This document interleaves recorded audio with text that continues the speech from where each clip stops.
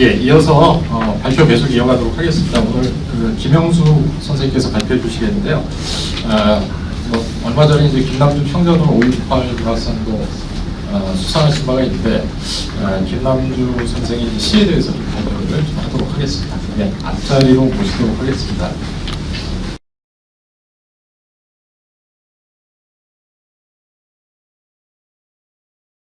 안녕하세요, 김영수입니다.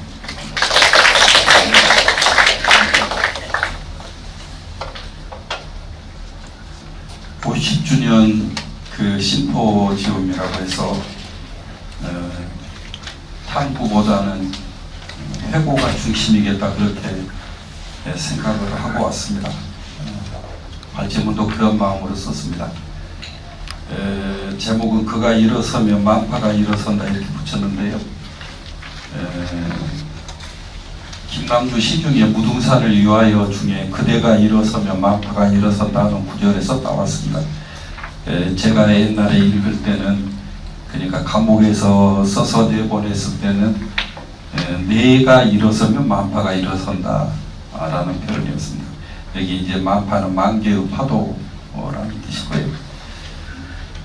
김남주 시에 나타난 생명과 평화 사상, 그러니까 지금 이런 그 주제는 저는 그동안에는 생각을 해보지 않았었고 이 심포지움에서 제게 이제 던져준 주제였습니다. 김남주 시인은 주로 이제 혁명과 그 투쟁을 얘기할 때 이제 주로 얘기했던 시인인데 거기에서 이제 김남주 시인의 사상을 얘기하자면은 김남주 시인만이 독특하게 그 구축한 사상으로서 자유를 이야기를 할 수 있을 것 같아요.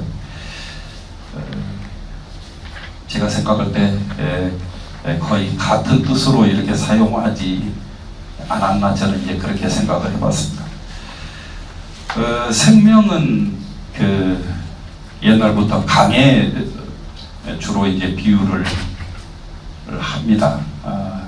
강은 제가 전에 어떤 기행문 쓰면서 자료를 찾아보니까 지금 우리 눈앞에 흐르고 있는 물, 그러니까 흐르지 않은 것은 강이 아니에요. 흐르고 있는 물이 6개월 이상 흘렀을 때만 강이라고 이름이 붙여집니다. 6개월 미만으로 흐르게 되면 강이라고 하는 표현을 박탈당해요. 그러니까 흐르지 않는 것은 일단 강이 아닙니다. 제가 생각할 때 생명을 강에다 비유하는 가장 큰 이유가 저는 거기에 있지 않을까 그렇게 생각을 합니다. 숨이 멎으면 죽는 거다. 강은 흐름이 멎으면 일단 죽는다. 그건 강이 아니다. 그러면은 저 대지가 그냥 흐르기 쉽게 일방통으로 이렇게 이제 생겨 있는 건 없잖아요. 그러면 이 강이라고 하는 것은 흐름이라고 하는 것이 갖고 있는 숙명은 눈앞에 계속 부딪혀오는 장애를 계속 넘었을 때만 흐름이 유지가 되겠죠. 그래서 생명에는 매 순간 장애를 넘어야 한다는 과제가 따르는 것이 아닌가. 이 말은 모든 생명은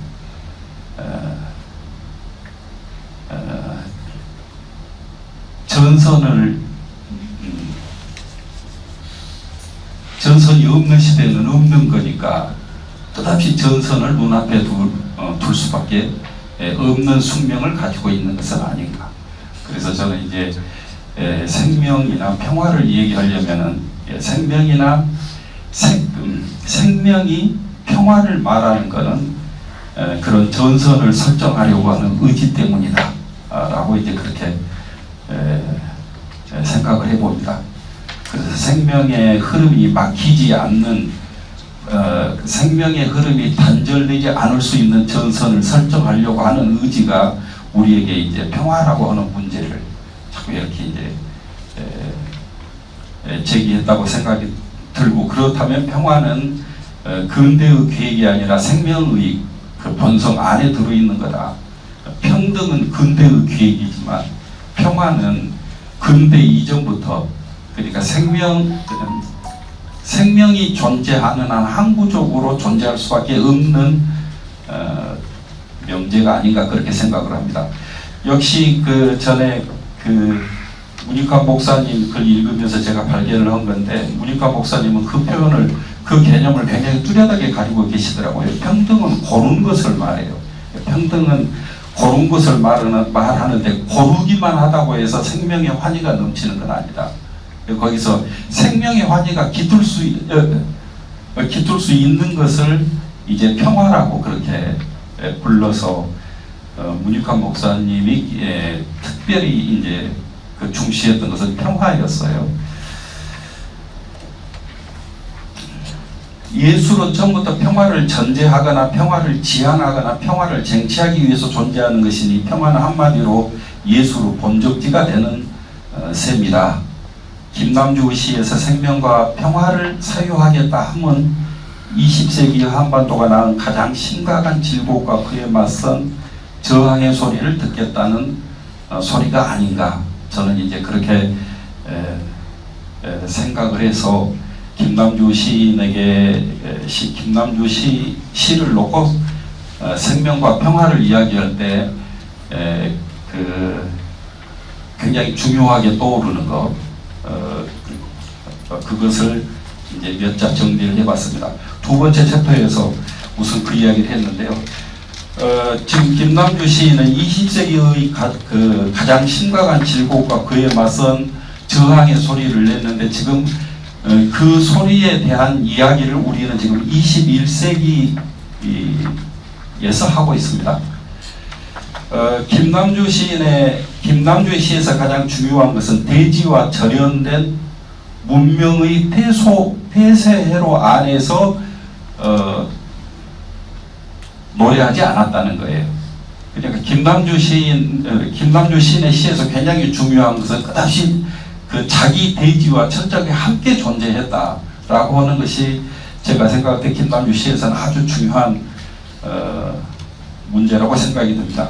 김남주는 언제나 자신의 대지를 딛고 있었고, 그 대지가 겪는 순환과 핍박 속에서 인간의 사랑과 이별과 연민과 투쟁을 노래했다. 지난 세기에 우리는 주로 구호가 필요할 때 김남주를 호출해서 더러 정치적 구호와 선언으로 가득 찬 듯이 그렇게 이제 여겨왔는데, 사실 그의 시들은 언제나 천지 만물의 움직임과 인간의 정령, 자유를 꿈꾸는 열망으로 넘칩니다. 제가 시 한 구절을 인용해 봤습니다. 그때 내가 최초로 잡은 것은 보이지 않는 그대 손이었다. 그때 내가 최초로 만진 것은 대나처럼 뛰는 그대 젖가슴이었다. 그때 내가 최초로 맛본 것은 꿈결처럼 감미로운 그대 입술이었다. 아마 인간의 관능을 놓치지 않는 시인이라고 하는 점을 많은 사람들이 이제 그 김남주 시를 읽을 때 간과한데, 김남주가 네루다에게 가장 크게 영향을 받은 점이기도 하고, 우리 한국시에서 그런 특성이 가장 크게 드러나는 시가 김남주의 시이기도 합니다. 그냥 그 몸이 조금 이렇게 얼굴이 빨개지고 몸이 막 이렇게 달궈지고 뭐 이제 하여튼 그런 표현들이 김남주 시집 안에 굉장히 많이 들어 있습니다.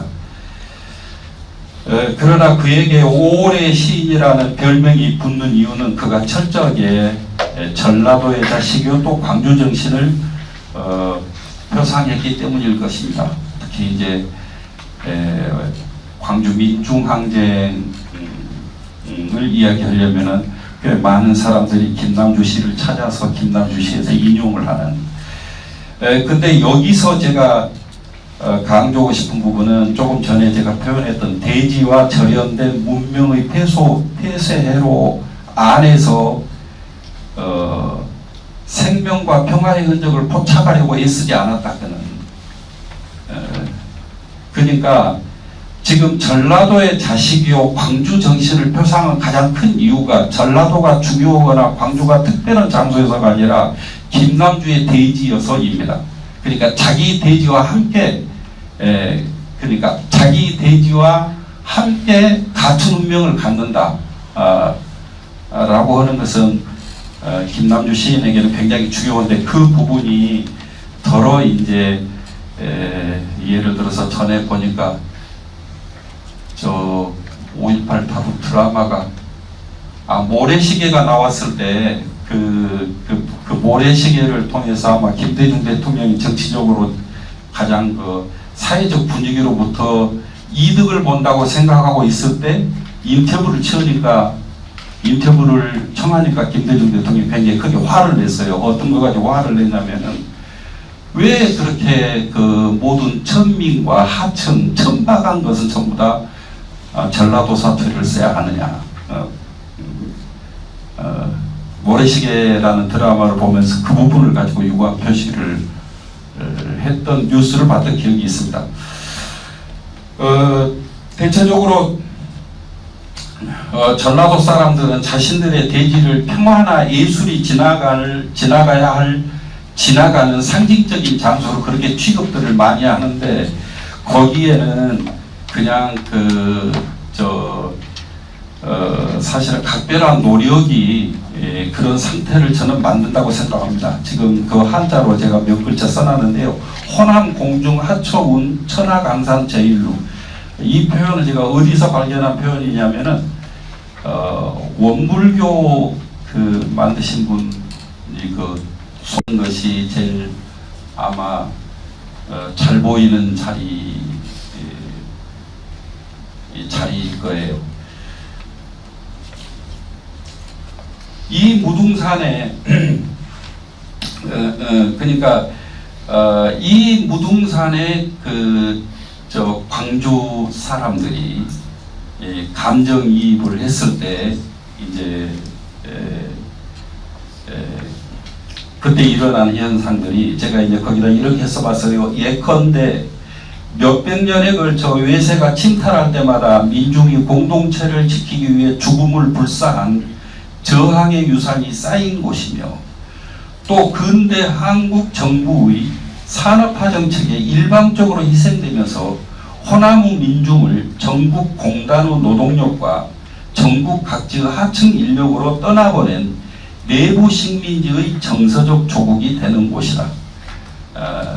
무등산을 향해서 네가 앉으면 만산이 따라앉고 네가 일어서면 만파가 일어선다라고 하는 표현에 이때 만파는 전국 각지에 놓여 있는 우리는 흔히 이제 이 근대적 개념으로 이제 설명하다 자꾸 이게 쪼개져 버리고 그러는데 계급성과 지역성이 결합된 계급성과 지역성이 결합돼 있는 상태에야 제가 생각할 때는 대지라고 이렇게 표현을 할 수 있는 것 같아요. 대지라고 하는 표현 속에는 그것들이 응축되어 있어요. 그래서 그런 대지로서의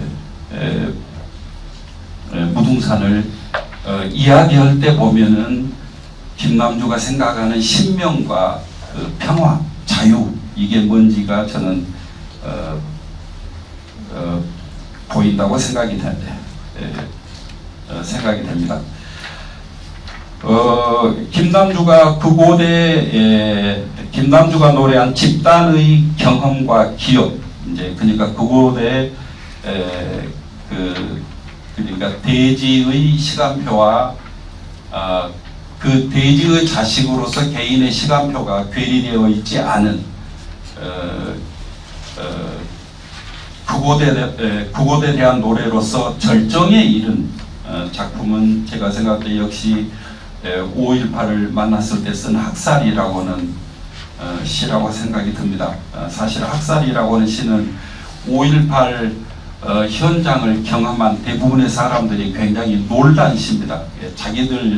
자기들이 경험해놓고 자기들이 남들에게 들려줄 때보다 훨씬 더 실감나게 생생하게 전달시킨 게 김남주 씨의 학살인데, 나중에 보니까 광주의 어른들이 김남주 옆방으로 들어와서 아마 몇 달간을 계속 그거 가지고 토론을 했더라고요. 그래서 5.18 장면 하나하나들이 다 복기되고 검토되고 그런 상태에서, 특히 김남주 시인이 이제 카프카 서점이라고 하는 서점을 차렸는데, 그 서점에서 5분 정도 되는 거리에 모든 주요 장소가 다 있습니다. 5.18의 주요 장소가.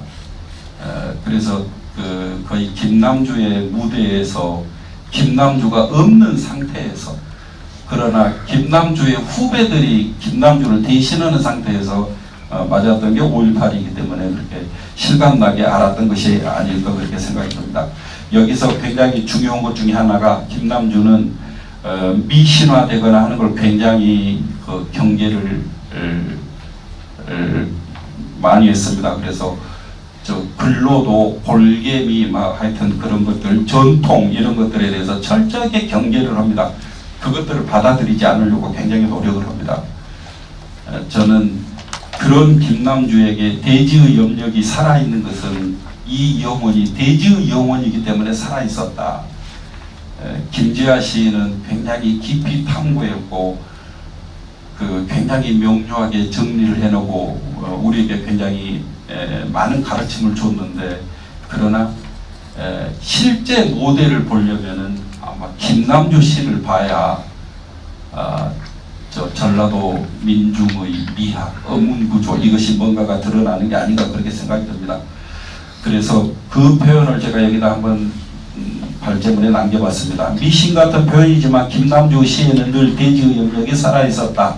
가령 하늘은 핏빛의 붉은 천이었다. 밤 12시 거리는 한 집 건너 울지 않는 집이 없었고, 무등산은 그 옷자락을 말아올려 얼굴을 가려버렸다. 밤 12시 영산강은 그 호흡을 멈추고 숨을 걷어버렸다를 보라. 그 시는 신산고초를 견딘 하늘의 주술처럼 무등산이 품고 있는 모든 만물, 강이나 언덕이나 집은 물론 나무, 꽃, 동물의 본성 속에, 밤에 돌아다니는 귀신과 도깨비 속에 무당의 몸부림치는 주문과 같이 마음과 몸을 하나로 합하는 혼에 가무한다. 이것은 인간의 신체에 깃든 마음이 자연과 접촉하면서 도출되는 직관, 계시, 통찰력, 광기, 지혜들을 자극하는 신명을 형성한다. 저는 이런 특성들이 김남주 시에서 뒷세대들이 토론하고 배워야 될 것이 아닐까 그렇게 생각을 해봅니다. 그래서 보라 사는 무등산 그가 일어선다 만파가 일어선다 이런 제목으로 발제했습니다. 이상입니다. 예, 감사드립니다. 예, 김남주 선생의 시를 다시 읽게 되는 그런 느낌이 들었던 발표였던 것 같습니다. 예, 그럼 토론 이어지도록 하겠습니다. 예, 김대현 문학평론가 먼저 토론해 주시겠습니다. 네, 안녕하세요. 문학평론가 김대현입니다. 네, 먼저 오늘 이 생명평화운동단의 심포지움 자리에 말을 할 수 있게 불러주셔서 정말 감사하는 말씀드립니다. 처음에는 좀 사실 이제 김남주 제가 맡겨진 발제가 김남주 씨에 나타난 생명과 평화사상인데요. 좀 많이 고민을 했습니다. 아까 사회자께서 말씀하셨다시피 지금 이제 김영성 선생님께서는 최근에 김남주 평전을 이제 집필하시면서 김남주의 실험뿐만 아니라 어떤 삶의 모습까지 굉장히 많이 알고 계신데, 제가 거기에 대해서 어떤 말을 보탤 수 있을까 고민하면서 나가야 되는가 그런 고민을 했었는데요. 그래도 이런 자리에 나오면서 좀 하나 또 배우고 싶다는 자세로 나왔습니다. 그래서 오늘 문장은 제가 토론보다는 제가 배우고 느낀 거를 좀 그런 걸 말씀드리는 걸로 하겠습니다. 그럼 제가 보면서 좀 말씀드리겠습니다. 먼저 김남주 시인에 대해서는 이미 상당수의 문헌들이 많이 노입을 하고 있습니다. 하지만 그 대부분 대체적으로 그 각박한 도식성 또는 이문부적 도식성이라는 그런 이제 투쟁 김남주시라는 건 전선을 명확히 설정하고 그에 대한 투쟁하고 저항하는 이런 걸 중심으로 노입는 경우들이 굉장히 많이 있었습니다. 하지만 오늘 발제는 그동안 자주 노인되지 않던 김남주 시인의 시에 나타난 생명과 평화 사상에 검토를 해주고 있어서 정말 좋은 기회라고 생각됩니다. 다시 한번 거기에 대해서 알게 돼서 감사의 말씀을 드리고요. 상례한 바대로 또 제가 오늘 배움에서 참여했기 때문에 그냥 선생님 발제를 들으면서 제가 좀 더 보충하고 싶은 생각들 또는 느꼈던 바들을 말씀드리도록 하겠습니다. 먼저 선생님 발제를 듣고 보니까 선생님께서는 생명을 끊임없이 유동하는 강으로 비유하면서 매 순간 자신 앞에 놓인 장애물을 넘어야 하므로 생명의 본질은 곧 그 생명을 파괴하는 것과 전선을 형성하고 이에 저항하는 운동성으로 파악하고 계심을 생각됩니다. 그러니까 다시 말하면 생명은 곧 운동이라는 얘기 같습니다. 또한 평화는 생명이 환희를 느끼는 순간으로 생명은 곧 평화를 추구해야 하며 예술은 이를 위해 존재하는 것이라고 말씀하고 계십니다. 그러니까 다시 이것도 말씀드리자면은 우리의 생명은 꼭 평화를 유지해야 되고 운동은 이 평화를 유지하기 위한 중요한 수단이라는 이야기입니다. 그러므로 김남주의 시는 얼핏 선연한 정치적 구호와 선언으로 점철된 것으로 보이지만 그 본질은 예시로 든 시처럼 생명에 대한 깊은 사랑이 적용하고 있다는 것으로 말씀하시고 계십니다. 저 또한 이에 굉장히 동의하는 바입니다. 사실 김남주 시인의 다른 시 사랑 1이라는 시가 있는데요. 여기에는 이런 표현이 나옵니다. 사랑만이 불모의 땅을 갈아엎고 제 뼈를 갈아 재로 뿌릴 줄 안다. 이런 시편의 표현처럼 김남주 시인이 생명을 위협하는 폭력적인 것들에 대해 저항하라는 가장 주된 동력은 역시 생명에 대한 사랑에서 기인하는 것이라고 생각하고 있습니다. 또한 선생님의 발제에서 가장 흥미로운 지점은 김남주 시인의 생명에 대한 사랑의 근원이 전라도라는 지역의 역사성과 특수성이 있다는 분석이었습니다. 저도 이 부분 역시 크게 수긍이 가는 바인데요. 사실 여기 좀 사료들이 많이 있습니다. 가령 1971년 교련반대 시위가 전개될 때 동학의 투혼으로 민족의 횃불을 일하는 제호로 해서 민족이 순환을 당할 때마다 맨주먹 죽창으로 일어서던 의롭던 모습은 호남은의 여러 같은 자랑이라는 내용으로 창원된 지하신문 녹두가 있습니다. 이 녹두는 박성무 선생님께서 전남대를 다닐 때 발간한 지하신문인데요. 여기서 보면 이런 호남원이라고 해서 이미 호남 자체가 어떤 저항과 저항의 지역이라는 것을 염두에 두고 있다고 생각됩니다. 마찬가지로 아까 말씀 주셨겠지만 김남주 시인도 함성이라는 지하신문을 발간하는데요. 이 함성이라는 지하신문을 발간하면서 사실 엄혹한 시역이기 때문에 약간 두려움이 있었을 겁니다. 그래서 말씀 주신 같이 발행된 이강이라는 문과 함께 발간하기 전에 그 결의를 다지기 위해서 동학농민군이 최초로 승리를 거둔 황토현 방문해서 동학농민군과 전봉전의 영향 앞에서 맹세의식을 치르했습니다. 이처럼 김남주 또한 자신이 나고 자란 호남 지역의 역사성에 대해 충분히 인식하고 있었다고 생각됩니다. 또한 이뿐만이 아닙니다. 당시 전남대 이념서클에 있던 김상민이라는 분은 운동을 하시다가 서점을 여시는데 그 서점의 이름이 바로 녹두입니다. 당시 전남대 이념서클들은 우리 흔히 말하는 서구 이론들, 이론 중심으로 공부했는데도 불구하고 그 이론과 다르게 그 기저의 밑바닥에는 어떤 동학에 대한 이야기들이 남아있다고 생각됩니다. 마찬가지로 들불야학을 창각했던 우리 박기순이라는 분도 우리 유홍준 소설가의 들불, 동학을 다룬 여기서 따왔다고 이야기가 전해집니다. 또 지금도 조선대 운동 동아리 이름이 녹두대인 것처럼 어쩌면 호남 지역 전체는 80년 5월 이전까지는 동학이라는 어떠한 지역성을 자신의 지역의 역사의 자기 적통이라고 생각하면서 자기 자신을 저항의 지역이라고 생각됩니다. 어쨌든 이런 부분에서 김남주 또한 분명 그런 인식을 가졌다고 생각이 들고요. 그래서 김남주 시인이 자신의 시를 통해서 동학농민운동과 80년 5월 강조를 지속적으로 호명하는 까닭은 선생님 말씀처럼 호남 지역이 공동체를 향한 압도적인 헌신의 힘이라는 호남 지역의 저항성을 상징하는 것과 함께 항구적 순환과 실현에 노출된 호남 지역 공동체 구성원들의 생명에 대한 깊은 사랑을 드러내는 것으로 생각됩니다. 나아가 또 여기서 그치지 않고 김남주의 생명에 대한 사랑은 이런 광주라는 또 호남이라는 한정된 지역에 자리한 사람이 하나지 않고 존재가 거하는 장소, 다시 말해 대지 위에 존재하는 모든 것들의 감으로 확장되면서 모든 생명에 대한 애정으로 나타나게 된다는 말씀을 드리겠습니다. 특히 아까 무등에 관한 시를 이야기할 때 사람만이 아니라 무등에 있는 모든 존재들, 그런 것들에 대해서 스스로 감흥하면서 그것들에 애정을 보이는 것들, 그게 김남주의 시의 정치는 생명에 대한 사랑에 대한 정신이라고 생각했습니다. 이상 제 얘기를 말씀드렸고요. 오늘 발제를 통해서 김남주의 사상에 대해서 새로운 관심을 가지게 된 것에 다시 한번 깊이 감사드립니다. 이상입니다. 예, 감사합니다. 그럼 이어서 토론 계속하겠습니다. 예, 송경동 씨께서 토론해 주시겠습니다. 안녕하십니까. 시스는 송경동입니다.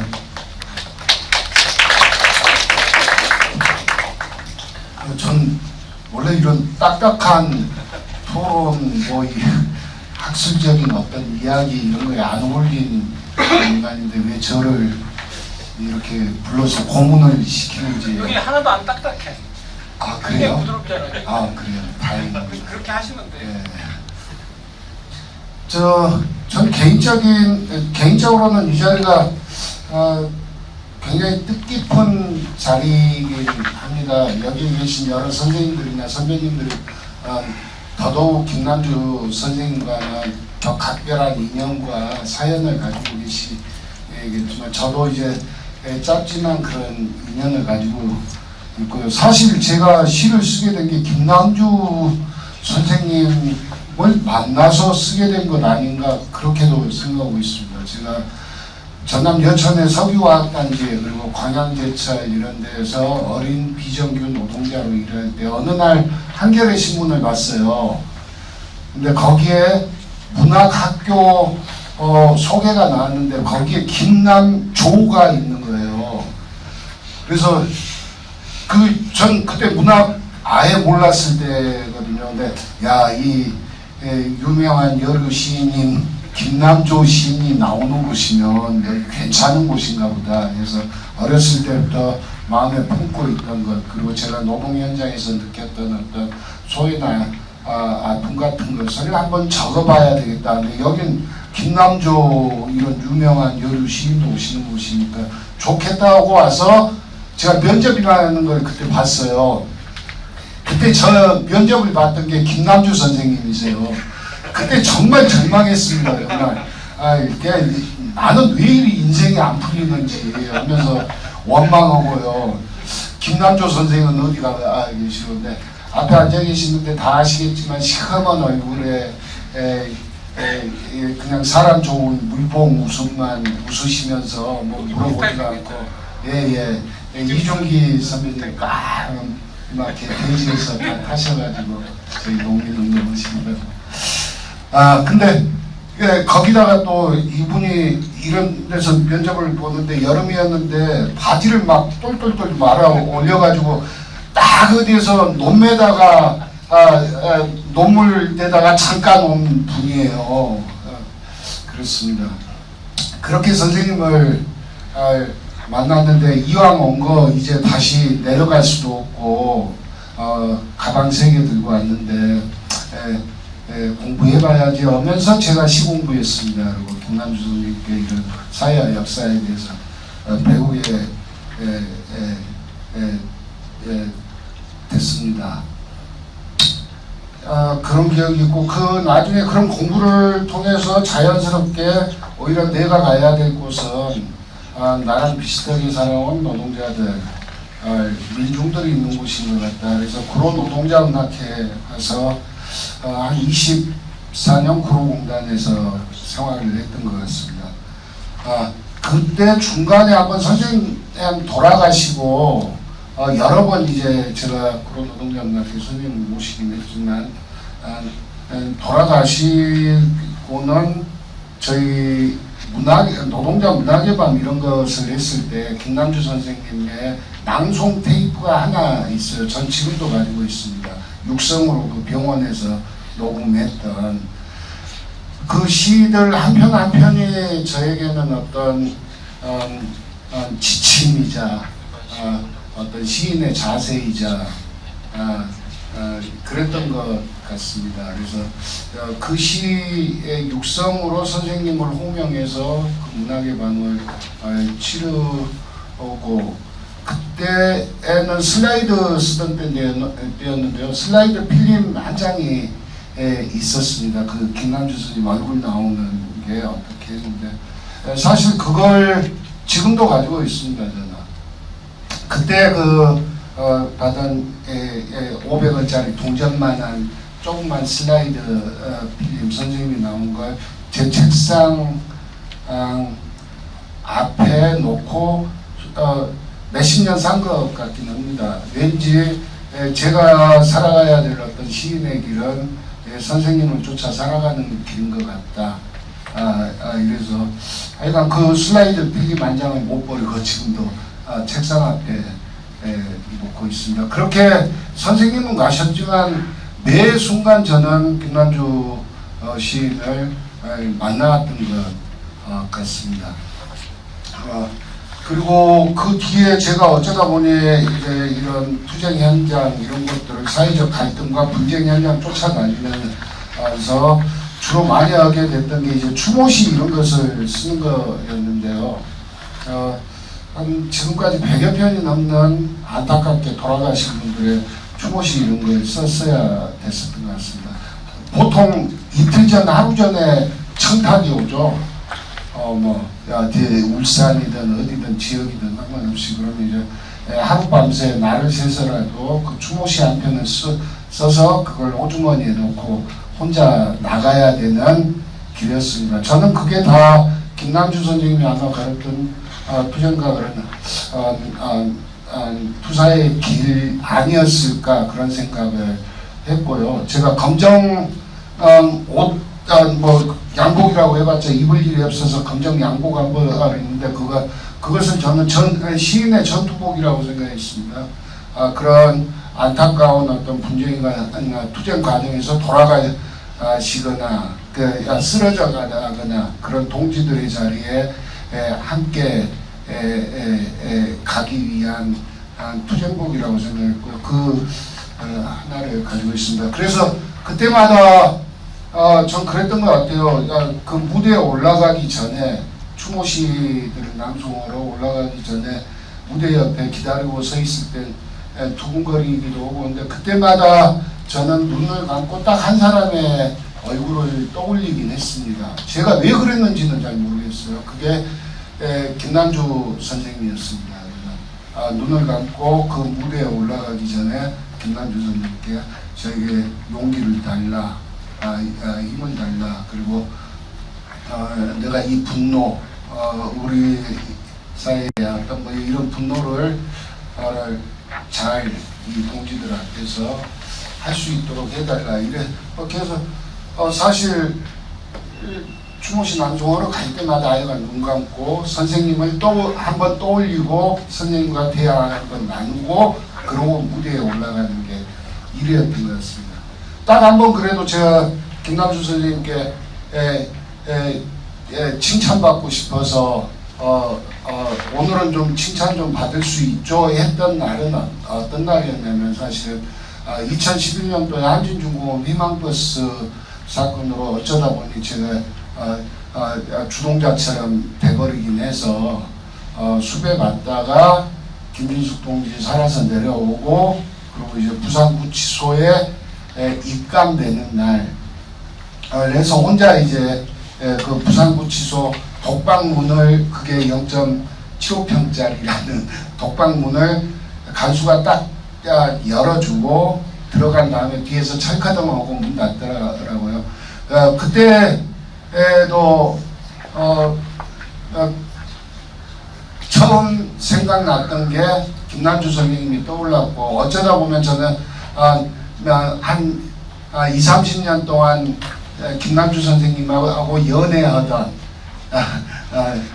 연인과 이제 함께 한 거고 사실 그 생각이 났습니다. 김남주 선생님은 이 감옥에서 저야 짧은 시간이었지만 지금도 잡범에 불과하지만 이 감옥에서 더 엄혹하던 시절에 거의 죽음을 각오해야 됐던 시기에 이 감옥 독방에서 9년여씩을 살았을 때 그 마음이라는 게 어땠을까 그게 떠올랐고요. 그래서 그 방에 들어가서 혼잣말로 그랬던 것 같습니다. 선생님 저 이번엔 잘했죠. 뭐 그런 기억들이 좀 있어서 이 자리에서 제가 감히 그런 선생님에 대한 얘기를 어떻게 해야 될지는 잘 모르긴 하겠습니다. 근데 저도 이제 그런 년을 떠나서 오늘은 이제 작가의 50주년을 맞아서 생명과 평화를 중심에 두고 김남주를 어떻게 우리가 만날 것인지를 이제 얘기를 해보라는 자리였던 것 같아서요.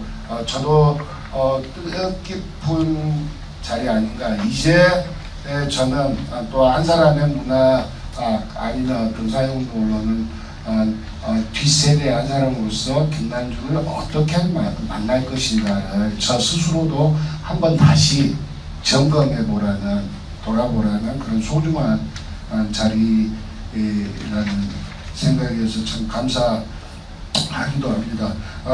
뭐 중요한 것은 저희 김영수 선배님께서 잘 정리를 해주셔서 제가 하나 더 하자고 하는 건 뒤에 발제문에도 토론문에도 간략한 있었지만 우리가 김남주를 만난다는 게 어떤 걸까? 김남주 시에도 사랑시도 있어. 김남주 시에도 서정시에도 있어. 이제 나아가서 이제 생명평화, 생태위기 뭐 시대이니까 또 김남주를 읽어서 김남주도 생태적 시도 있었어. 뭐 이런 것들을 찾는 것일까? 그건 좀 아닌 것 같고요. 제가 보기엔 김남주 선생이 그 자기 당대 과제에 집중하다 보니까 그렇지 그 바닥에는 우리가 지금 수십 년 지나서 얘기하고 있는 어떤 생명의 어떤 중요성이나 이 대지에 관한 상상력이 기본적으로 저는 들어 있었던 것 아닌가 싶습니다. 김남주 선생님 본인도 얘기했듯이 자본주의 사회에서는 자본의 비인간성, 부패와 타락에 대한 정면전에 시인 자신이 몸소 참가하는 일밖에는 없다. 참된 삶은 소유에 있는 것이 아니고 존재로 향한 끊임없는 모험 속에 있다. 투쟁 속에서만이 인간은 순간마다 새롭게 태어난다는, 혁명은 실천 속에서만이 제 갈 길을 바로 간다고 하셨었죠. 그리고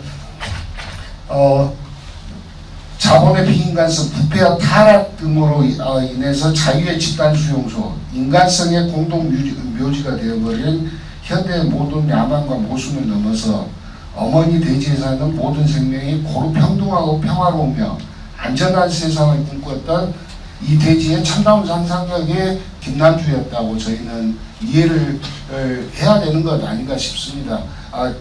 김남주는 NL이다, PD다 이런 재미없는 얘기할 게 아닌 거잖아요.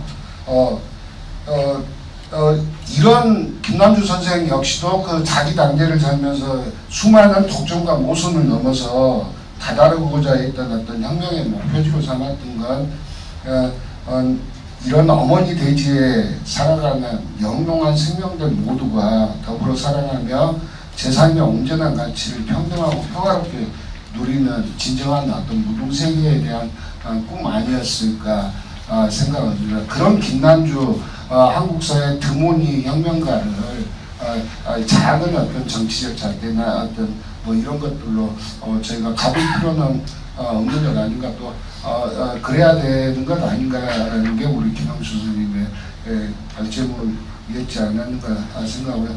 여전히 저희가 김남주로부터 배워야 하는 것은, 그러면 생명평화라는 것은 어떻게 획득 가능한가, 얻을 수 있는 건가, 그 지점에 있다고 생각합니다. 막스의 뭐 묘비명에 전 안 가봤지만 그렇게 쓰여져 있다면서요. 모든 철학자들은 주로 그간 해석을 해왔지만 그게 중요한 것이 아니다. 세상은 변혁하는 것이라는 것, 그리고 실천을 통해서 그걸 쟁취해야 한다는 것을 얘기했듯이 그런 이 고귀한 생명과 평화의 시대를 이런 수많은 위기들을 넘어서 얻어가는데 무엇이 필요할까? 전 여전히 필요한 것은 우리 김남주 시인 같은 분들